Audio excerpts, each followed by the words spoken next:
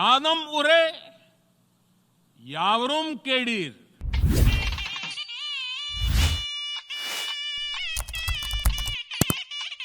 செம்மொழி வலையொலி YouTube channel. இந்த சேனலின் மூலமாக, அந்த வலையொலியின் மூலமாக பல்வேறு தகவல்களை தினந்தோறும் நாங்கள் வழங்கி கொண்டிருக்கக்கூடிய அந்த நிலையில் சிலப்பதிகாரம் என்ற தலைப்பில் ஒவ்வொரு பகுதியாக வழங்கக்கூடிய அந்த தொகுப்பை முழுமையாக கண்டு பார்க்கலாம்.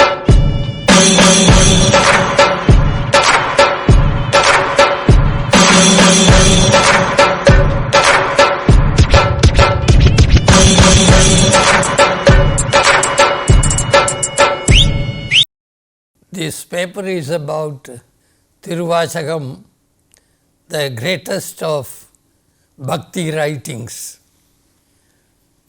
Manikavachagar, a Saivite saint poet, arguably assigned by Tamil literary historians to the 9th century CE, is remembered for his magnum opus Thiruvasagam.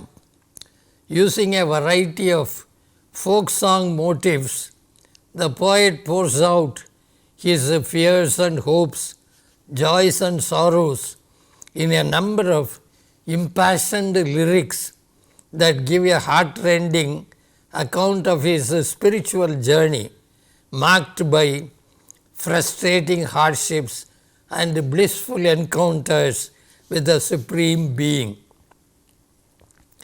While defending Dante, T.S. Eliot asserts that one learns from the Inferno, the first part of Dante's Divine Comedy, that the greatest poetry can be written with the greatest economy of words and with the greatest austerity in the use of metaphors, similes, and verbal beauties and elegance. While the second part, Purgatorio, demonstrates that a straightforward philosophical statement can be great poetry. He adds that in the Paradiso, which is the third part of Dante's Divine Comedy, more and more rarefied and remote states of beatitude become the material for great poetry. In Thiruvasagam, we do come across supreme examples of all the three types of poetry in different sections.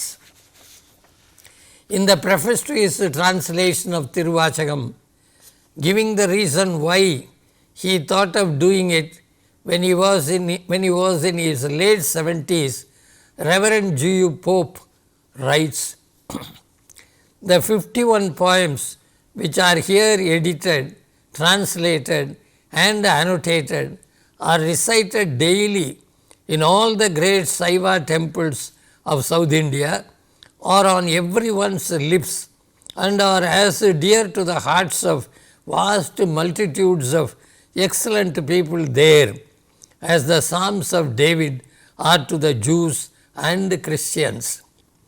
The sacred mystic poetry of a people reveals their character and aspiration more truly than even their secular legends and ballads. For sacred hymns are continually sung by the devout of all ages and both sexes, and all classes of the community are saturated with their influence. This is the kind of tribute that Reverend G.U. Pope pays the Tamilians and Tamil and also and especially Thiruvasagam.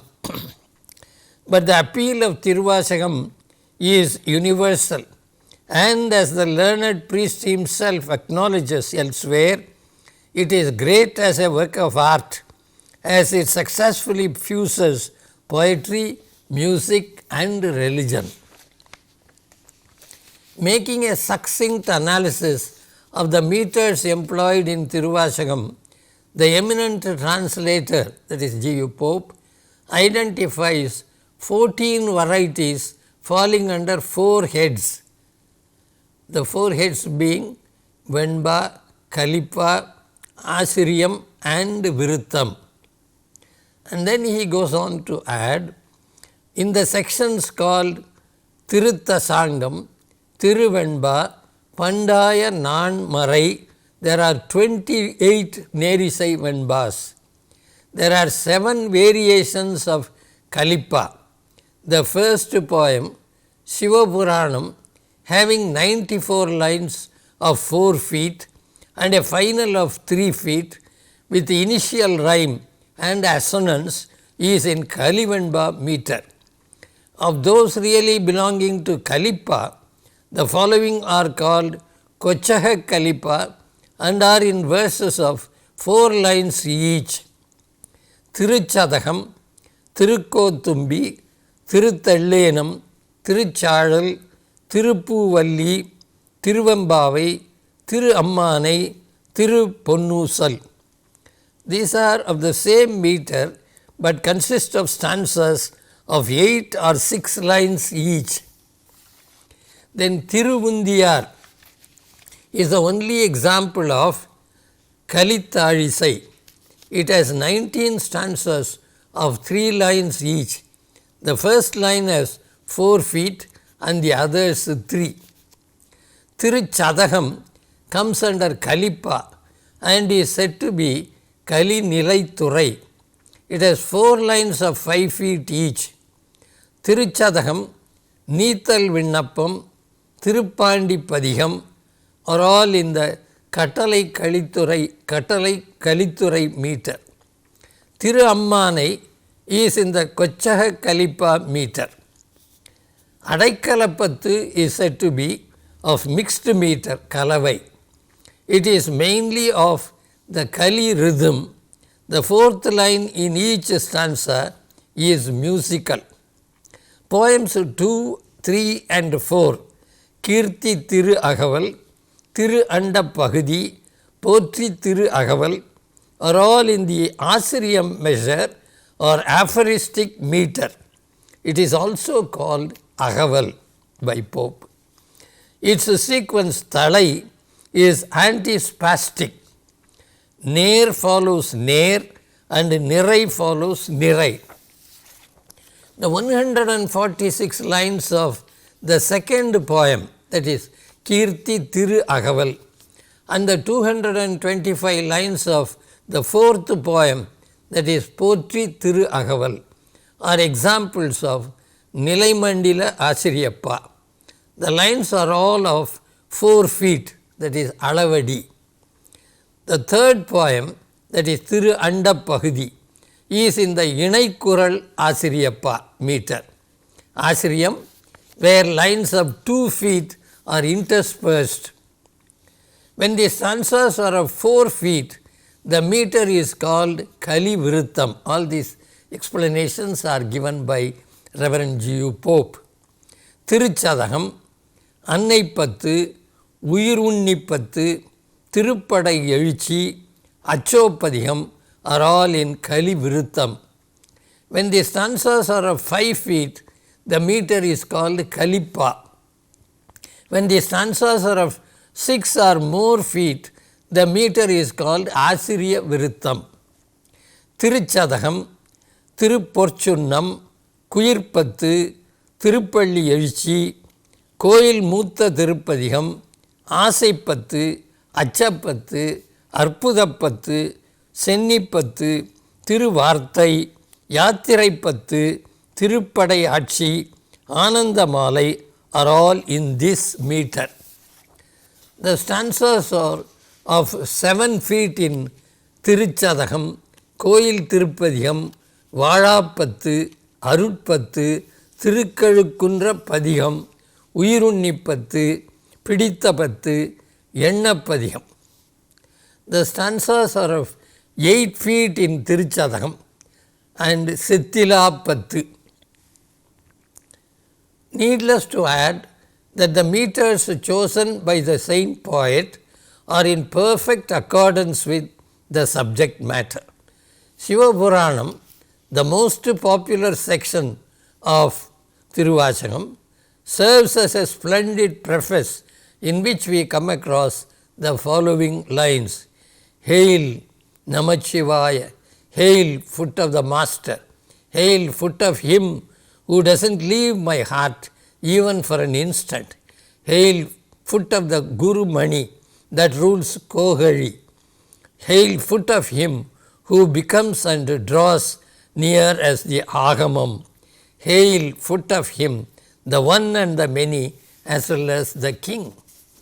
Since Shivam abides within my heart, Manikavacharya says, since Shivam abides within my heart, bowing before his feet by his own grace, Avanarulale, Avantal Vanangi, with a pleasing thought, I will utter Shivapuranam so that my former deeds may fully pass.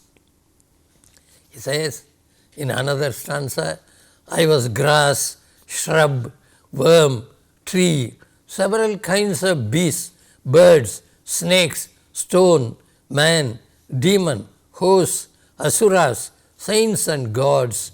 I have grown weary, my great master, born in every species within these mobile and immobile forms of life. Kirti Thiru enumerates Lord Shiva's renowned acts. Thiru Andapagudi traces the nature and development of the universe, praising the Master in a unique manner. This is how Manikavacharya praises Lord Shiva. He is the most ancient one who creates the creator. He is the God who preserves the preserver. He is the God who destroys the destroyer. Thinking without thought, he regards the things destroyed. He is the source of deliverance to the 6 sects with their 6 diverse groups of men. He is the heaven to the heavenly beings. He resembles an insect but possesses all. He gives the sun its luster day by day. He kept in the sacred moon its coolness. In mighty fire he kindled its heat.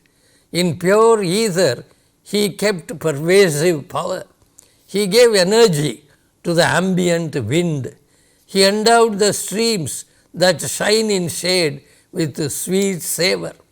In the expanded earth he kept its strength. He has enclosed in several cells me and many more crores like me. Potri Thiru describes how Lord Shiva caused the phenomenal universe to appear and how the saint poet could survive the attacks made by varied philosophers and theologians. This is the song. Relations and neighbors gathered together and urged their atheism with scarred tongues, Nathalumbu era. Like herds of old cattle, friends seized me, called and were agitated. The Brahmins claimed that the way of penance is supreme. Sectarian disputants shouted loud and fought for the superiority of their tenets. Then the haughty Vedanta creed, Mayavada, came, whirled, dashed and roared like a furious hurricane. Lokayadan, a shining mighty snake, brought cruel, poisonous heresies. I was thus surrounded by such endless delusions. Tiruchadagam consists of 100 harmonious verses meant to exhibit the progress of the soul through the successive stages of religious experience till it loses itself in the rapture of complete union with the Supreme. As observed by Reverend G.U. Pope, there is a most pathetic alternation of rapturous and realizing devotion with coldness and apathy, and even, it seems, of temporary abandonment to gross sensuality. One of the poems says, pretending to be one of your genuine devotees, I get into their midst and hurry to enter your home. O golden hill of gems, our Master, give me that ceaseless for you, which may abide in my heart of hearts, melting my soul. You are the heaven, the earth, the wind and the light. You are the body, the soul, existence as well as non-existence. You are the king. You make all these puppets move and claim myself and mine. When you happen to be all these, how can I praise you? Vanagi, Mannagi, Valiyagi, Oliyagi, Unmayumai, Inmayumai, Konagi, Yan Yenadu, என்று அவரவரை கூத்தாட்டு வானாகி நின்றாயை என் சொல்லி வாழ்த்துவனே. He admonishes his heart for not being devoted to God. He says, he speaks to his heart, you don't dance, you have no love for the dancer's feet, you don't sing with melting thrill, you don't throb, you don't bow down, you don't wear the flower of his foot, you don't crown it with flowers. Dead heart, there is none like you. You don't seek him. You don't wail through every street. I don't know what I can do with you. This is his complaint against his own heart. Neethal Vinnappam, consisting of 50 quatrains, is viewed by Reverend G. Pope as a genuine human cry for divine help in the midst of a terrible struggle, and is full of the most vivid emotion. Reserving the highest praise for this section, the Christian priest says, few things in literature have such a genuine ring as some of the verses in which the young noble bewails his apparent desertion by his master. Yet he never quite lost his confidence and love, and afterwards, as many of the lyrics show, exchanged for the spirit of heaviness the garment of praise. But the most moving statement by G. Pope comes later in the preface, where he recalls the circumstances in which he did the translation. Pope has said, the writer did a great part of these translations, referring to himself. The writer did a great part of these translations at beautiful Lugano, not unfrequently relieving the toil by the enjoyment of an hour in the particular church before the marvelous frescoes of Bernardino Luini, and could not help wishing oft times that the Tamil sage and seeker after God could have stood there or happily knelt by his side. He says, I wish Manikavasagar had been here in this church and praised Christ. Could Manikavasagar have traced that history of the great master, of his passage from Gethsemane to the glory of his heavenly dwelling place? How would he have been affected? One wonders. The poet uses a number of remarkable similes to describe his miserable condition. I stand rooted like a tree on the river bank of dark-eyed maidens of 5 senses. Like a moth caught in glistening flame, I have fallen a prey to those of gentle speech. I have been severed from you and distraught like an ant or firebrand lit at both ends. I hang wavering like a climbing plant with no supporting bough. I have been vexed by the 5 senses like the little shrubs where elephants contend. Like a worm in the midst of ants, I am gnawed and troubled by the 5 senses. These are the similes that he uses. I have been severed from you and feel miserable like the little fishes when great waters fail. The fire of senses burning fierce I am stirred as the cool curds by a churning stick. I feared those warring elephants, the five senses, and was lost. Like flames in a forest glade, sense fires with smoky glare burn me. Manikavasagar's Thiruvambavi, together with Andal's Tirupavai, has played a significant role in the spreading of the Bhakti movement from the deep south to the northern Assam. Their far-reaching fame is evidenced by the fact that they are still sung on festive occasions in some of the Southeast Asian countries. It is surprising to note that their Palli Ezhuchi songs have their source in Purananuru. Here are two poems from Thiruvambavi. One, while cocks are crowing, small birds chant on every side. When trumpet sounds, conch shells sound out everywhere. We have sung the incomparable heavenly light, the grace, the great being. Haven't you heard it? Bless you. What kind of sleep is this? You don't open your mouth. Is this the recompense we bring for our King's love?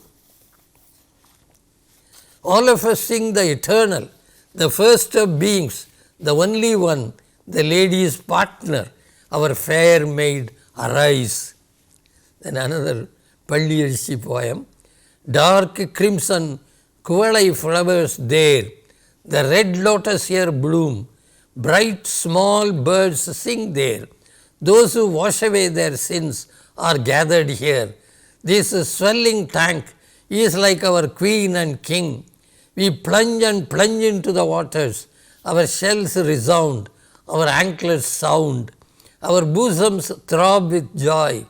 Plunge into the lotus-filled flood and bathe joyfully. Our fair maid arise. In Thiru Ammanai, there are 20 verses of 6 lines each. 4 leading ideas constitute the subject of this section. Number 1, Shiva, rising as the mountain Arunachalam, passed above and below, the upward flight of Brahma and the deep delvings of Vishnu. Number 2, the same Shiva has come down to the earth as a guru to the humble in order to release them from the cycle of births. Number 3, Shiva is also worshipped in the temple of Perundurai. Number 4, he dwells as an Andanan in the sacred court of Thillai. Thiruporchinnam has 20 songs as sung by the women pounding sunnam in time with the pestles.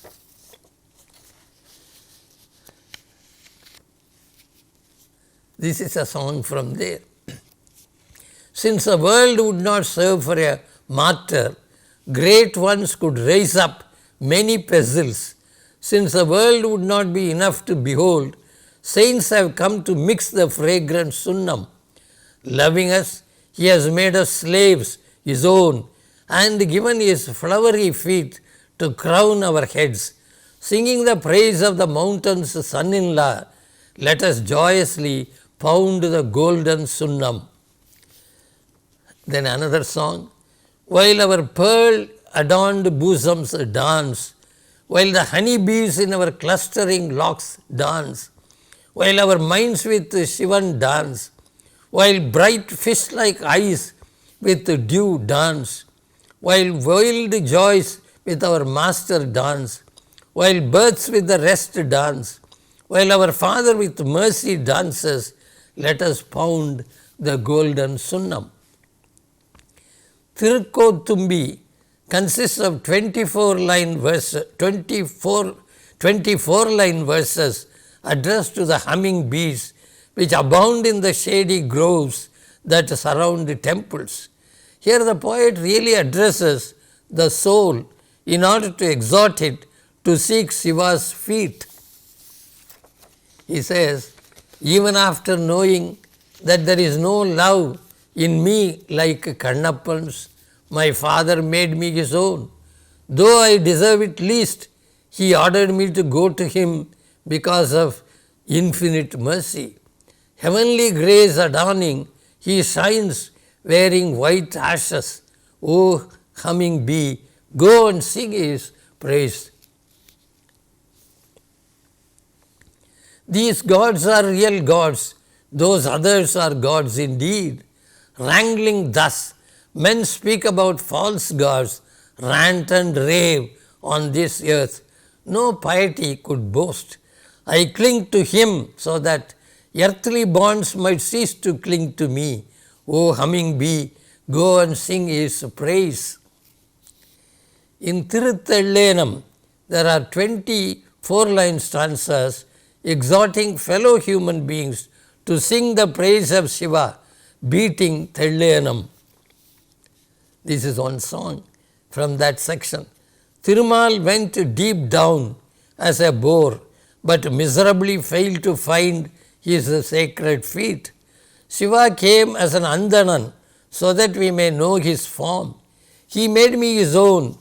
To him who has no name, no form, let us sing 1,000 sacred names and beat Thellayanam. Urunamam ஓருருவம் ஒன்றுமில்லார்க்கு ஆயிரம் திருநாமம் பாடி தெள்ளேனம் கொட்டாமோ. In its 20 verses, Tiruchazhal performs a strange task rarely to be found in any Bhakti classic. In the first 2 lines of each of the 4-line stanzas, an objection is raised to the common beliefs about Shiva as stated in various Saiva scriptures and Puranas, and an answer is given in the next 2 lines. His temple is the burning ground. His fair dress is fierce tiger skin. He is motherless, fatherless, dwells all alone. Why this, my dear? He is motherless, fatherless, dwells all alone. Though it is thus, if he is provoked, the worlds will crumble to powder, behold. As soon as he placed the mountain maid as part of him, another lady in the form of water poured down his braided locks. Why this, my dear? If the lady in the form of water had not poured down his braided locks, the world, rushing to cavernous destruction, would have been ruined. He ate the poison that arose with mighty din from the sounding sea. Why this wonderful deed, my dear? If he had not eaten the fierce poison on that day, Ayan, Mal, and all the other celestials would have perished, behold. His dress is the skin of the forest tiger. He eats from a skull. His abode is the forest. Who will serve him, my dear? Yet listen, Ayan and Thirumal, and the king of the heavenly land are his humble and faithful devotees.